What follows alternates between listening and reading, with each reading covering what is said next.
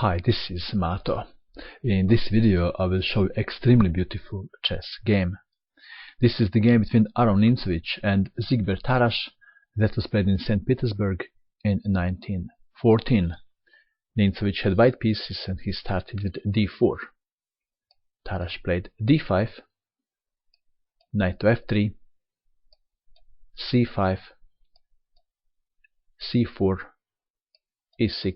I'm not explaining every move, I'm just showing you the flow of the game. Knight to f6, bishop to d3, knight to c6, Nimzowitsch castled kingside, bishop to d6. By the way, what is the opening called?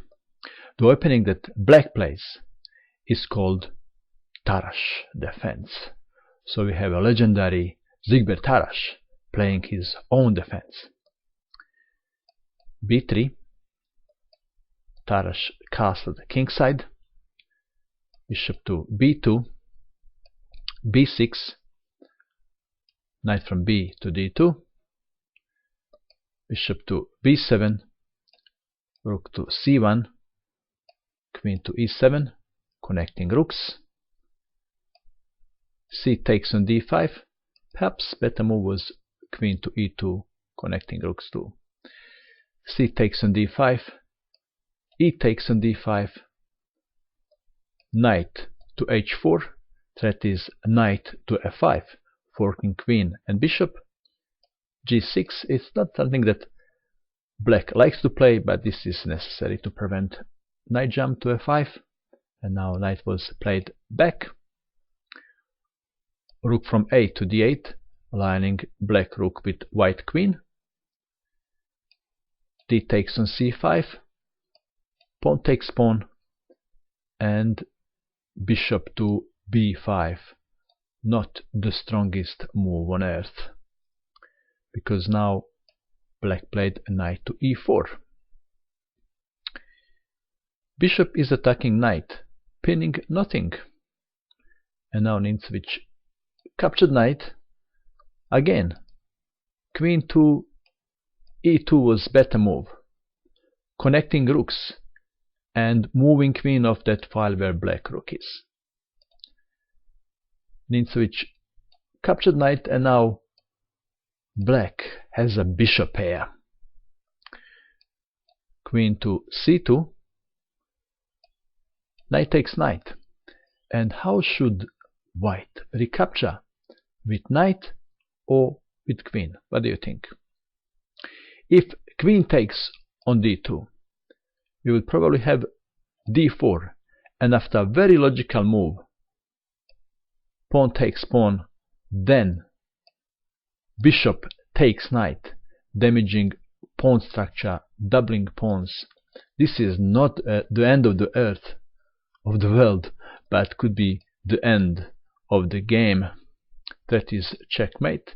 And after rook from f to e1, queen takes pawn. This is not very nice game for white, is it? In the game, Nimzowitsch recaptured with knight. Problem with that move is that knight is no longer protecting king, white king. And we have reached critical position of the game, but please don't pause. In this position, Tarrasch spent an hour thinking about his next move and his next moves. So we don't want to spend an hour. I will show you the move and then we'll go from there. So this was d4, sacrificing the pawn. Pawn takes pawn, and now Tarrasch can't take pawn, because if he does, then he's losing his bishop on c6. So d4 was a critical move, but for the purpose of our exercise, we'll call this critical position of the game. It is black to move and to play a killer move.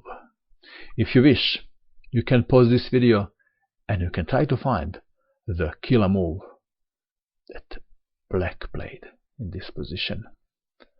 Are you ready? What did you find? Have you seen bishop takes on g2? If you have, congratulations, that is very good move. It's not what Tarrasch played, but it's also good. Let's have a look. Then we would have this continuation. King takes bishop, queen to g5 check, and white has a choice. King to h3, f3 or h1. Let's check king to f3. Then rook from d to e8, cutting king's escape. And after knight to e4 check, king to g2, rook takes knight, and so on. Okay, so what if king goes to h1? Then queen to f4, that is checkmate on h2. Knight to f3, queen takes knight. You can see this is also winning for black. But in the game, Tarrasch found even more spectacular continuation. This is also more complicated, and that is bishop takes on h2. Of course, if king doesn't take, then queen to h4. So in the game, Nimzowitsch captured bishop, queen to h4 check, king to g1, and we have reached another critical position of the game. That's critical for us, not for Tarrasch. Probably, remember when he pushed pawn to d4? He already knew what to do in this position. Before we continue, I will show you a move that doesn't work, and that is queen to g5. Threat is checkmate on g2, but white has a defense, and that is knight to e4, defending that pawn, blocking the pawn, and attacking queen. Of course, if bishop takes knight, then queen takes bishop, and white is winning. So what should black play?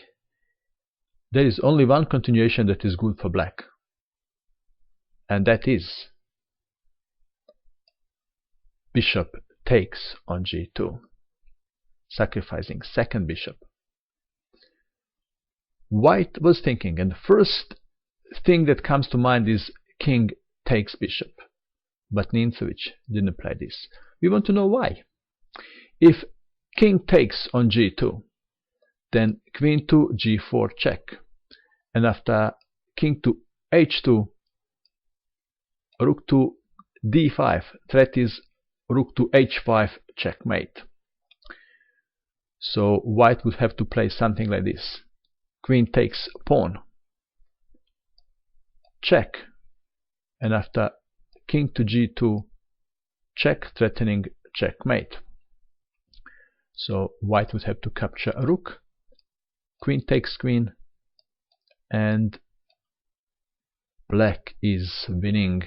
So this is what Nimzowitsch saw, and instead of taking bishop, he played f3. Now it is black to move, and first move that comes to mind is queen to g3, but it doesn't work because of knight to e4.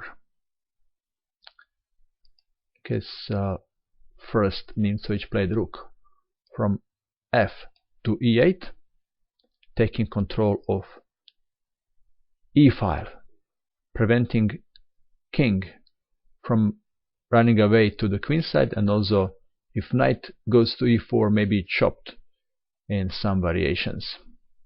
And the knight was played to e4.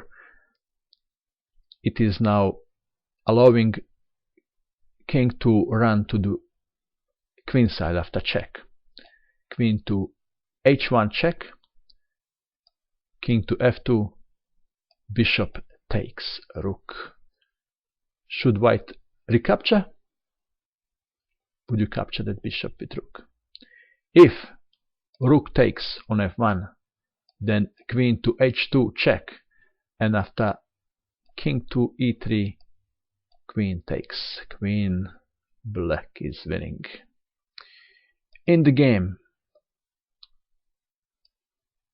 d5. What is the purpose of this move? Well, idea is to play queen to c3 and then queen to g7, checkmate. So black must be fast. f5, attacking knight, queen to c3, and the threat is indeed checkmate on g7, queen to g2 check, king to e3, and how to continue now? Another spectacular move from Tarrasch. Exchange sacrifice. Rook takes knight. Pawn takes rook. And it is black to move. How would you continue? After the game, analysts found this continuation. Queen to g3, check. King to d2. Queen to f2. King to d1. Queen to e2, checkmate. But continuation in the game was even nicer, and that is f4. Very instructive. It's taking king to no man's land for execution. So this is deflection. King takes pawn. Rook to f8 check. King to e5. Some people say that Tarrasch wanted to torture his opponent for longer. And indeed, what a sight. King to e6. Rook to e8 check. King to d7.